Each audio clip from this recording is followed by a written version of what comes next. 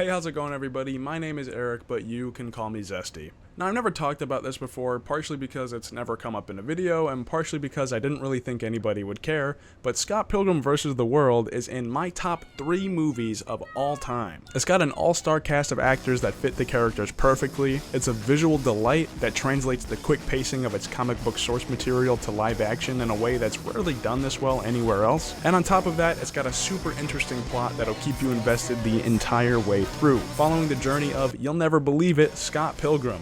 An emotionally immature young man trying to navigate his complicated love life that gets extra complicated when he meets the girl of his dreams, Ramona Flowers. This introduces the League of Evil Exes, a team of people that all had some kind of romantic experience with Scott and now want to beat the shit out of him for the title of her lover. If you haven't watched the movie, what are you doing, man? Get the fuck out of here. That shit's like a masterpiece. But despite all the praise that I give, it does have its flaws. So you can imagine my excitement when an anime-like adaptation was announced by Netflix at the beginning of 2022 that seemed to be a direct adaptation of the source material, starring the cast of the live-action movie as voice actors. Scott Pilgrim Takes Off.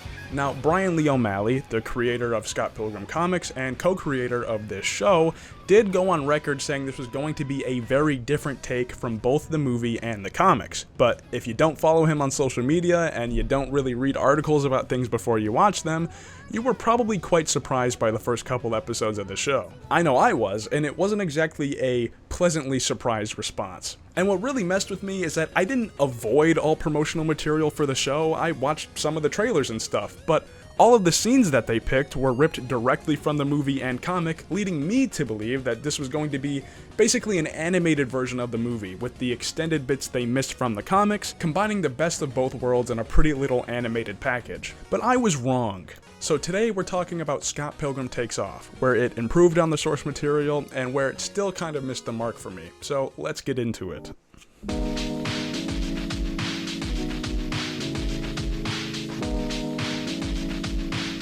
By the way, this is obviously where we're getting into spoiler territory for both the movie and show, so if you haven't watched it, now you really gotta get out of here. You see, unlike some people, I'm completely fine with my expectations being subverted when there is a justifiable reason for it. And that's exactly what this show was trying to achieve. This is a very original and surprisingly meta story that delves more into Ramona Flowers and fleshing her out as a character, which was something the movie didn't exactly excel at. And honestly, while I do enjoy the concept of dimensionalizing Ramona, the first couple of episodes felt more like a weird fan fiction where Scott Pilgrim loses the fight against Matthew Patel and quite literally takes off. And this presents my first nitpick for the show. Scott Pilgrim is barely involved in this story at all. He's in the first episode where they run through all the bases the first act of the movie covered, he gets teleported away and doesn't show back up again until the end of episode 6. Did I mention that this show is only 8 episodes long? Now, I normally wouldn't have a problem with this, but there was some bases I was expecting them to touch on that were dangling right in front of everyone's face that just haven't been expanded on for some reason. One of the things I wished the movie would have done a better job at was redeeming Scott as not that shitty of a guy. While narratively, the character Scott wrongs do forgive him for his behavior, you're not really given that great of a reason to as an audience member. Need I remind you, one of the main conflicts in this story is about Scott cheating on his girlfriend, Knives Chow, with a girl he just met. And oh yeah, did I mention, Knives is a 17-year-old high schooler, and Scott is 23 years old. Yikes. And besides some side comments from Wallace about this being a part of his healing journey after being dumped by his ex, very mature by the way, we never really get the impression that Scott has worked towards fixing his obviously unhealthy and damaged perception of women, or has understood just how damaging his abuse of the power dynamic between him and Knives became. He's just like, oh yeah, my bad, OG. And both Knives and Ramona forgive him and are chill with it. The closest he comes to bettering himself is when he earns the power of respect in the final battle of the movie, just to use that power to fight for Ramona anyway. And even when he's confronted by Nega Scott, the evil version of himself, they go out of their way to make a joke out of how little progress he's made. Solo round. Yeah, they have this incredible French toast with like bananas on it, and you get bacon on the side. I'm liking that, yeah. Oh, let's do it next week. Yeah, cool. Yeah, all right, be good, yeah. Hey. What happened? Oh, nothing, we just shot the shit. He's just a really nice guy. We're gonna get brunch next week. we actually have a lot in common. So the point I'm trying to make is that Scott never actually learns his lesson, and the audience never understands why he made such shitty decisions to begin with. So did Scott Pilgrim Takes Off elaborate on this at all? No. Not really. Instead of having some kind of nuanced or relatable take on Scott recovering from accidentally becoming an incel, they just full-on commit to making Scott, or technically future Scott, the villain of the show. After being dumped by his time's Ramona, he travels back in time to stop the present-day Scott from meeting her in the first place. And while I think this makes sense and I still enjoy the message behind this, I can't help but feel like this is incredibly on the nose and was only done to prove a point to all the "oh my god, he's literally me" people that can't understand the difference between being the protagonist of the story and being morally correct. Like, no, bro, you don't want to relate to this character, and that's very obviously a bad thing. It's the same way people misunderstand Patrick Bateman from American Psycho, Walter White from Breaking Bad, and like 2019 Joker. They are not good guys, but they are the main character of the story. Even though the plot may favor them, that doesn't mean they are morally in the right or that you should agree with them. And it's okay to have stories where you disagree with the actions of your main characters, because that's what keeps you interested, waiting for some kind of satisfying redemption arc that reinstills your faith in the character, and unfortunately, Scott Pilgrim just never gets something like this. And that goes for both movie and show. The characters that do get a satisfying resolution in the show, however, are those that didn't in the movie. Knives Chow in the movie had 2 endings. In the original ending, Scott and Ramona end up together, and Knives is, quote, "I'm too cool for you anyway." In the alternate and far worse ending, in my opinion, Scott and Knives end up back together and Ramona just dips. Knives in the show ends up joining Sex Bob-omb, playing whatever instrument she feels like being good at that day, and there was also a little hint at there being some kind of relationship between her and Kim, which is still weird because I'm pretty sure Kim and Scott are the same age. 23. And Knives is still a 17-year-old. What the fuck is with this friend group and perpetuating like weird relationships with minors, bro?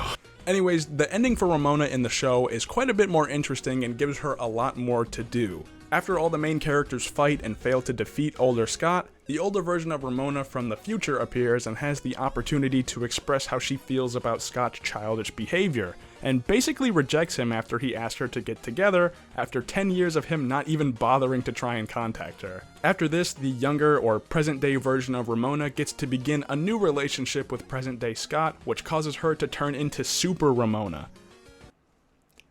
Are you understanding why I said this feels like a fan fiction now? Not much of note happens for Scott's friends or anyone else in the story besides Wallace Wells accidentally causing Todd's gay awakening, and Gideon continuing his revenge plot that is not gonna go anywhere because there apparently isn't plans for a second season. And that's perfectly fine. I think this works great as its own self-contained story, but it does feel like a lot of things just got brushed to the side in efforts to keep it stay brief for the sake of everyone's dwindling attention span. And that leads perfectly into nitpick number 2. The runtime is surprisingly short.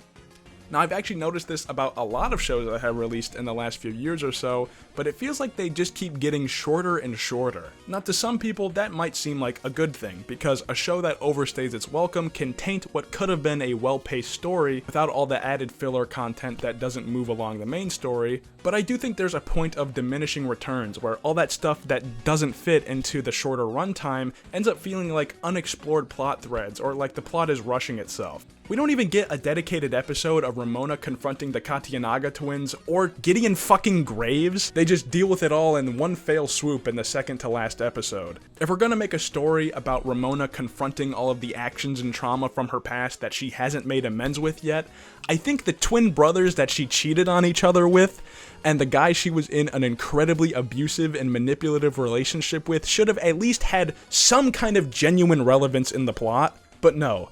Gideon Graves loses a fight to Matthew Patel and gives up his position as head of G-Man Media, changes his name to fucking Gordon Goose, I wish I can make this shit up, and moves in with Julie Powers, a side character that only exists for the sole purpose of being a running gag. And even when they start planning a revenge plot to reclaim his status together, it's so painfully and uncharacteristically stupid. They plant some bombs in the rafters of the Scott Pilgrim musical set, which is something I didn't even remember them establishing until the last episode that plays some of the musical numbers from off-screen. And the real kicker is, nothing fucking happens! He reveals his evil plot in the final fight like a dumbass, Matthew uses his demon hipster chicks to find and disarm the bombs, and when confronting him about it afterwards, Matthew just gives him his fucking job back. Someone please explain to me the point of any of this shit. And throughout the whole show, it's implied that Gideon is pulling some strings to still try and come out on top, but you're gonna tell me his whole fucking master plan was to just bomb an entire theater full of people? And the twins, bro, we see them a total of 2 times in the show. The first time is in the second to last episode that mostly takes place in the future, where them and Future Scott have formed a new band after Sexbomb apparently disbanded, for reasons unknown, which reminds me, we don't even see the future versions of Steven, Kim, Young Neil, or Knives, which is fucking wild to me. These are our main characters that they've just apparently forgotten about. Anyways, the second time we see the twins is in the last episode, where they have this singular line of dialogue. Scott Pilgrim. Oh, excuse us, we were just reading aloud. Scott Pilgrim's precious little musical. We're not here to fight. Our robot says we're all bros in the future, so later, bro. So it probably wasn't them then. God, bro, it really feels like so much is missing here. If they had just 2 more episodes, they could have explored so many things that would have given so much more satisfaction. Imagine how interesting it could have been if Ramona tried to make amends with Gideon and he coerced her into helping him take down Matthew Patel, just to double-cross her, solidifying him as the same manipulative, conniving douche he's always been, while actually giving him something to fucking do. This also would have given much better payoff to the eventual plot twist of Future Scott being the actual villain all along. And with the twins, they could have done some version of the Battle of the Bands from the movie where maybe Ramona has to ask Scott's friends to go up against them to learn more about Scott's disappearance or something. Given that when they talk about the twins in the 6th episode, Ramona believes the twins' robot was responsible for making the portal that Scott got pulled into. This would have also given more reasoning for Knives to show off her musical abilities instead of it just being a random and moderately racist joke. How easy it would have been for them to include the twins into the plot threads they already had established is just mind-boggling to me. And the thing is, I'm not a fucking screenwriter, and I'm not trying to pretend like I can write better than the people that made their career out of it, but bro, it straight up feels like there's entire episodes missing to the show.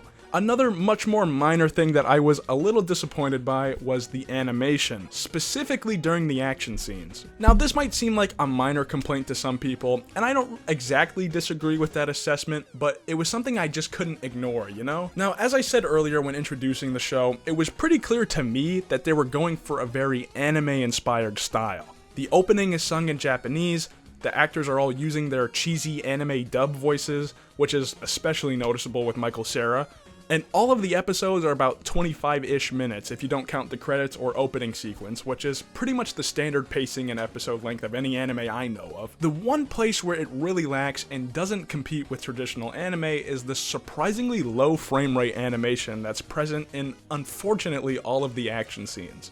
I normally wouldn't complain about this if the action wasn't such a large focus of the story, but it is, and it makes it downright distracting. I remember the first actual fight scene to happen lasted a solid 2 or 3 minutes, and the whole time I was waiting for them to bust out some higher frame rate or higher detail animation, and it just never happened. And this is most noticeable with impact frames, like attacks landing and the other characters reacting to them, which makes the punches and kicks have less weight and generally feels pretty floaty. This kind of chop is fine for basic dialogue scenes, but becomes quite distracting when basically every episode has 1 or 2 big fight scenes. They are passable and serve their purpose, but for something that takes up a surprisingly large amount of the runtime, I don't know, I was expecting a little more oomph, a little more pizzazz, you know? And this is especially upsetting to me because the movie did such an amazing job at translating the action and is one of the highlights of it for me. And animation introduces a lot of possibility for action scenes that just can't be easily replicated in live action, so the fact that it's worse in the show than the movie is very odd to me. I don't know, man, there's so many things that they really hit the nail on the head with, like the characterization of Ramona and some of the evil exes. All of the actors are still on their A game and they translate really well to this overdramatic anime-inspired voice acting style, and the writing is still pretty tight and consistent. I still overall really enjoyed myself watching the show. But the plot is basically a Marvel's What If episode if it was based in the Scott Pilgrim universe and stretched out to 8 episodes. It's got numerous unresolved plot threads that they apparently have no plans of expanding on, The main character that's in the title of the show is only present for about a quarter of the runtime and doesn't do much that we haven't already seen elsewhere in the other adaptation. And while I am a fan of the art style and I think the animation does have its bright spots, it's not exactly an impressive visual spectacle. So, what's my final verdict? Well, if you haven't yet consumed any Scott Pilgrim media at all, you'd probably think the show is just alright. But where I think it really shines is as a complimentary watch to fans of the movie and comic, as there are some inside jokes and references that only make sense if you've already consumed either of those. I do see what they were going for, but it feels like the true target demographic of the show is all of the women in the world with dyed hair that get told they look like Ramona Flowers on a regular basis. So in conclusion, I wouldn't recommend this to someone as their introduction to the Scott Pilgrim universe, but I do think it's still worth a watch for those of us that really love the movie and would appreciate some supplementary content without reading all the comics, because honestly, who has the time for all that shit nowadays? And with all of that in mind, Scott Pilgrim Takes Off scores itself 6.5 out of 10 Zesters, above average with some flaws that I personally can't overlook. If you made it all the way to the end of this video, then I highly appreciate it, and I would appreciate you even more if you let me know how you feel about this video down in the comments, or smack that like button so hard you knock the highlights out of its hair. Thank you all for watching, and I will see you on the next one.